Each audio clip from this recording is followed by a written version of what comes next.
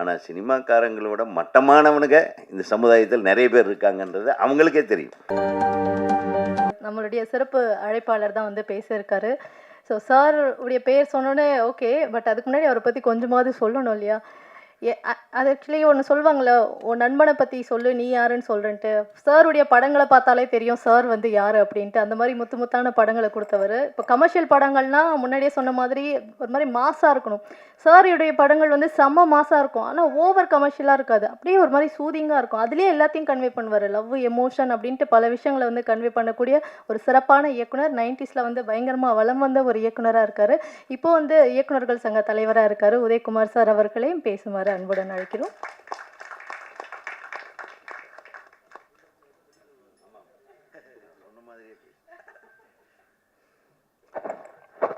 ரொம்ப நாள் கழித்து என்னை ரொம்ப டீசெண்டாக அறிமுகப்படுத்தின உங்களுக்கு என்னுடைய மனமார்ந்த நன்றி.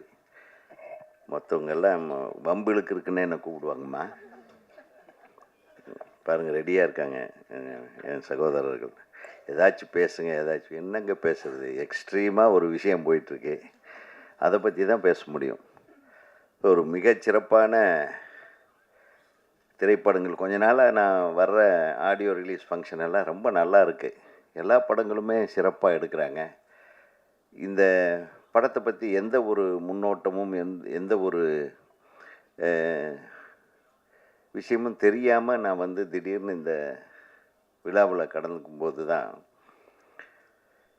நம்ம மிஸ் பண்ண விஷயமெல்லாம் இங்கே செய்கிறாங்களே அப்படின்றத பார்த்து நான் ரொம்ப சந்தோஷமாக இருக்கேன். எனக்கு டைட்டிலே நல்லா தான் இருக்குது, எக்ஸ்ட்ரீம். அது எக்ஸ் நடுவில் போட்டு ஸ்ட்ரீமை சென்டரில் போட்டு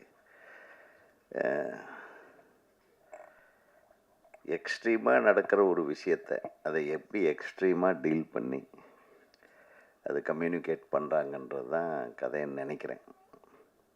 இந்த கதை என்னென்னு எல்லாத்துக்கும் தெரிஞ்சிருக்கும். ஸோ அதை பற்றி நான் சொல்ல விரும்பலை. ஏதோ ஒரு கும்பலுடைய அட்டகாசம், அதை கண்டுபிடிக்கிற ஒரு போலீஸு. இந்த மேடையை வந்து அலங்கரித்து கொண்டிருக்கிற எங்கள் பிரியத்துக்குரிய அண்ணன் திரு ராஜன் சார் அவர்களுக்கு என்னுடைய மனமார்ந்த நன்றியை தெரிவிச்சுக்கிறேன். முதல்ல நீ பேசுகிறது அந்த பேசிட்டு போடா அப்படின்ட்டாரு. ஏன்னா அவருடைய வயதுக்கும் அவருடைய அனுபவத்திற்கும் அவர் ரொம்ப தூரத்துலேருந்து வர்றாரு. அது எல்லாம் மீறி ஒருத்தர் அழைச்சாங்கன்னா அந்த வர்ற அந்த மனித நேயம் இருக்குது பாருங்கள். அது சினிமா மேலே இருக்கிற அவருடைய பற்று. அப்புறம் ஏதாச்சும் நடுவில் குறுக்கால நீங்கள் கேள்வி கேட்டு அவர் வாயை கிளறி விட்டாங்கன்னா அதனால் வைக்கிறவர் பற்ற வச்சிருவார் சில விஷயங்களை. அது பற்றிக்கிட்டே தெரியும், ஒரு வாரத்துக்கு உங்களுக்கெல்லாம் தீனியாக இருக்கும். ஸோ அண்ணன் அவர்களுக்கு நன்றி. என்னுடைய பிரியத்துக்குரிய தம்பி பேரரசு அவர்கள், அவர் அப்படி தான். அவர் வந்து கிட்டத்தட்ட காஞ்சிபுரம் மாவட்டத்திலேருந்து வர்றாரு. காஞ்சிபுரம் மாவட்டம்னா ஈசிஆர். ஆமாம், ஈசிஆர் காஞ்சிபுரம் மாவட்டம் தானேப்பா? காஞ்சிபுரமா செங்கல்பட்டா? செங்கல்பட்டு மாவட்டம். இன்னும் அதை விட தூரம் போகணும். ஸோ செங்கல்பட்டுலேருந்து வர்றாரு. அவரும் என்னை ஒரு லுக் விட்டார், வந்த உடனே நீங்கள் பேசிட்டு போகிறீங்களான்னு. ஆனால் இன்றைக்கி உண்மையாலுமே நான் 8 மணிக்கு ஒரு இடத்துல இருக்கணும், அதுக்காக தான் சொல்கிறேன். அப்புறம் இந்த தயாரிப்பாளர் அவர் ரொம்ப நல்ல லட்சணமான ஃபேஸு. இந்த விஜயகாந்த், ரஜினிகாந்த் சார் இந்த வரிசையில் அவர் ஒரு நல்ல சிறப்பான இடத்தை பிடிக்க, நடிகராகவும் பிடிக்க எனது திரைப்பட இயக்குநர்கள் சங்கத்தின் சார்பாக உங்களுக்கு வாழ்த்துக்களை தெரிவிச்சுக்கிறேன். ஏன்னா நீங்கள் நல்லா தான் பண்ணியிருந்தீங்க. அந்த குழந்தைய எடுத்து அந்த பாசத்தோடு அள்ளி அணைச்சிக்கிட்டு அதை அப்படியே தூக்கிட்டு அந்த பாட்டிலேயே நீங்கள் வெளிப்படுத்தியிருந்த உங்கள் முகபாவனைகள் எல்லாம் மிக சிறப்பாக இருந்தது. அதனால் நீங்கள் ஒன்றும் தைரியமாக இருக்கலாம், தைரியமாக நிறைய படங்கள் பண்ணலாம். எங்கள் இயக்குனர் சங்கத்தில் நிறைய இயக்குனர்கள் தம்பி மாதிரி இருக்காங்க.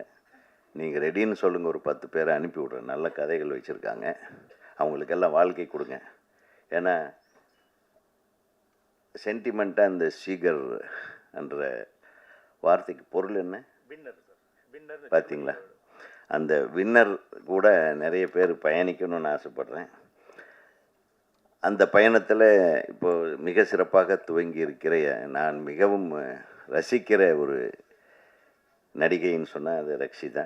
நான் உங்களோட ரசிகன் உண்மையிலுமே. அப்படி வா.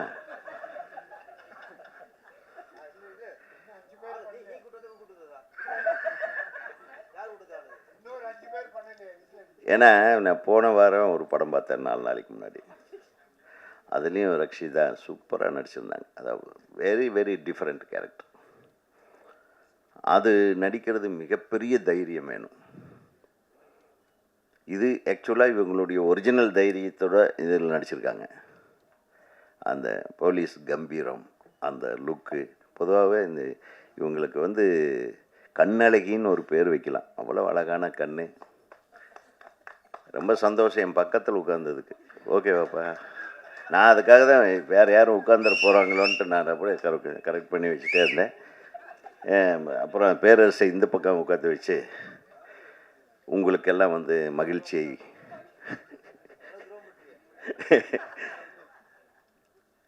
அப்புறம் அபி நக்ஷத்ரா ரொம்ப க்யூட் கேர்ள்.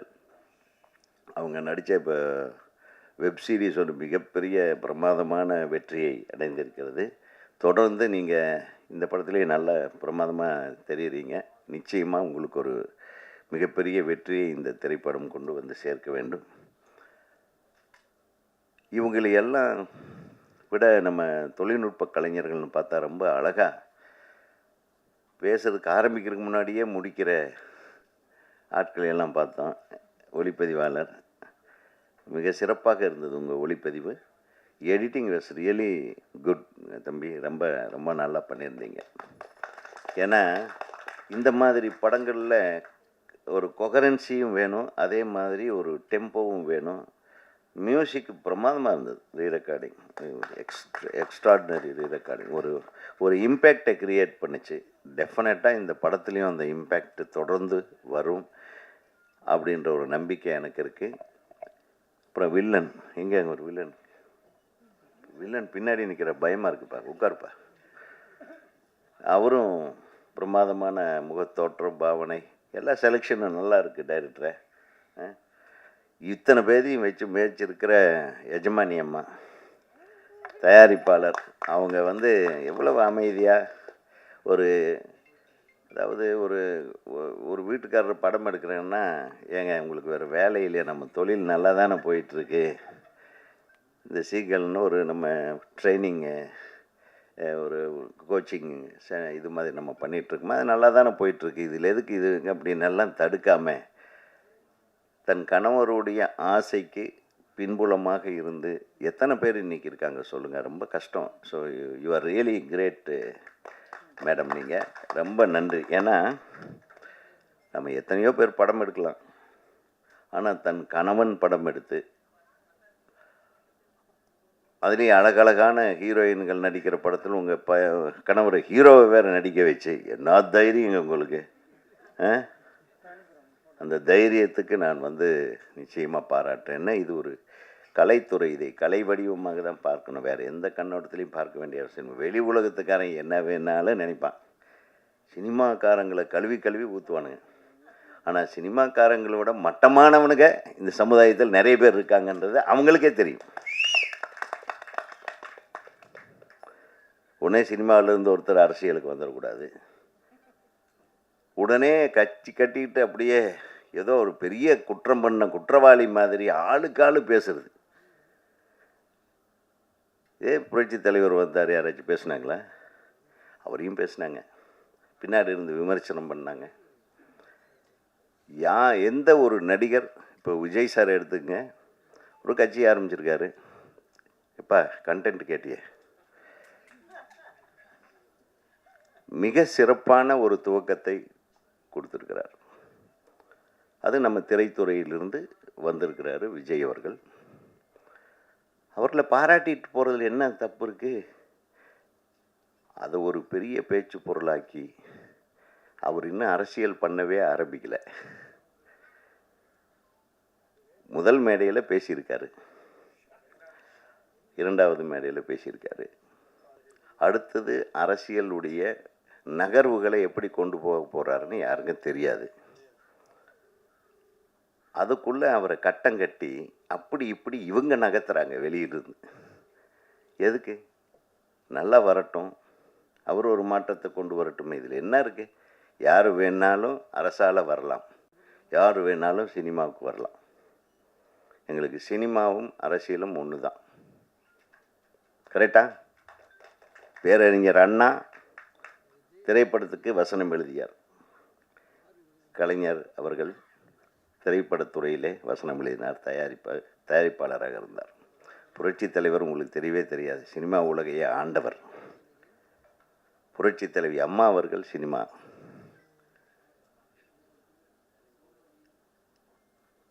இன்றைய முதல்வர் சினிமா துறையிலேருந்து வந்தார், இன்றைய துணை முதல்வர் சினிமா துறையில் இருக்கார்.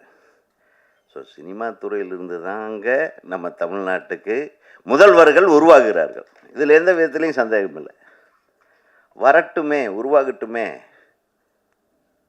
அது என்ன, வர்றதுக்கு முன்னாடியே 1008 பிரச்சனையை பண்ணி ஒருத்தர் குழப்புறதுக்குன்னே எல்லாம் ரெடியாக இருக்கிறாங்க. எப்படி ஒரு சினிமா ரிலீஸ் ஆகி ஃபஸ்ட்டு ஷோவிலேயே எல்லாத்தையும் குழப்புறாங்களே, அந்த மாதிரி இதையும் குழப்ப நினைக்காதீங்க. ஆக ஒரு சிறப்பான சினிமாவை எடுக்க வந்த சீகல் நிறுவனத்தோட தலைவர் அவர்களை நான் வாழ்த்த கடமைப்பட்டிருக்கிறேன். அவருடைய துணைவியார் அவர்களையும் வாழ்த்த கடமைப்பட்டிருக்கிறேன். இந்த திரைப்படத்தில் மிகச்சிறப்பான பங்கு, அதாவது இந்த வாரமே நமக்கு ரக்ஷிதா வாரம் அப்படின்னு கொண்டாடலாம் போல். இன்னும் அடுத்தது உங்கள் படம் ஏதாச்சும் இருக்காம்மா ஆடியோ ரிலீஸ், அதுக்கு கூப்பிட்டுரு, அதுக்கு யாராச்சும் சொல்லி ஆள் வச்சு கூப்பிட்ருங்க. ஸோ அப்புறம் அருமையாக ஒரு நீங்கள் முதல்லையே சினிமாவுக்கு வந்திருக்கணும். நீங்கள் சின்ன திரையிலேயே உங்களை அப்படியே கொண்டு போய் சேர்த்துட்டீங்க. நீங்கள் பெரிய திரைக்கு வந்திருந்தால் நிறைய நடிகைகள் பயந்துருப்பாங்க. உண்மையிலுமே சொல்கிறேன். ஏன்னா அவ்வளவு அழகான முகம், நன்றாக நடித்திருக்கிற அந்த அந்த அந்த போஸ்லேயே தெரியுது பாருங்கள். ஆக ஒரு சிறப்பான திரைப்படத்தை நான் எதிர்பார்க்கவே இல்லை. ஒரு டைரக்டர் இவ்வளவு அழகாக உன்னுடைய ஷார்ட்ஸு, இந்த கம்போசிங்கு, இந்த டைலாக்கு, இந்த ஸ்ட்ரக்சர், உன்னுடைய கிராஃப்ட்மேன்ஷிப் தெரியுது டைரக்டர் சார். ஸோ நீங்கள் இன்னும் திரைப்பட இயக்குனர் சங்கத்தில் உறுப்பினர் ஆகிட்டீங்களா? ஆயிடணும். நாளைக்கு ஆள் அனுப்பி கரெக்டா? நம்ம ஒவ்வொருத்தரையும் சொல்கிறேன், சங்கத்தில் சேர்ந்துட்டிங்கன்னா சங்கம் ஏதாச்சும் ஒரு பிரச்சனைன்னா உங்களுக்கு நிற்கும், இல்லைன்னா கஷ்டமாயிடும். அதனால் அவரையும் நடிகர் சங்கத்தில் உறுப்பினர் ஆக்கிடுங்க, நீங்கள் இயக்குனர் சங்கத்தில் உறுப்பினர் ஆக்கிடுங்க. அடுத்து தொடர்ந்து இந்த சிறிய திரைப்படங்கள்லாம் இந்த வருடம் மிகப்பெரிய வெற்றிகளை கண்டிருக்கிறது. நீங்கள் எதுவும் பயப்படவே வேண்டாம். பெரிய பெரிய மெகா பட்ஜெட் படங்களை விட குறைந்த செலவில் எடுக்கக்கூடிய திரைப்படங்கள் எல்லாம் வெற்றி படங்களாக ஆயிருக்குன்னா நம்ம ரசிகர்கள் எவ்வளவு அழகான ரசிகர்கள், நல்லதை ரசிக்கக்கூடிய ஒரு ஒரு அமைப்பான ரசிகர்கள் இருக்கிறார்கள் என்பதை மட்டும் தெரிந்து கொள்ள வேண்டும். அதனால் நல்ல படங்கள், நீங்கள் சொன்னீங்க இந்த கண்டென்ட் ஒன்று இருக்குன்னு சொல்லிட்டு, அந்த கண்டென்ட்டு நிச்சயமாக ஜனங்களுக்கு ரீச் ஆகும்.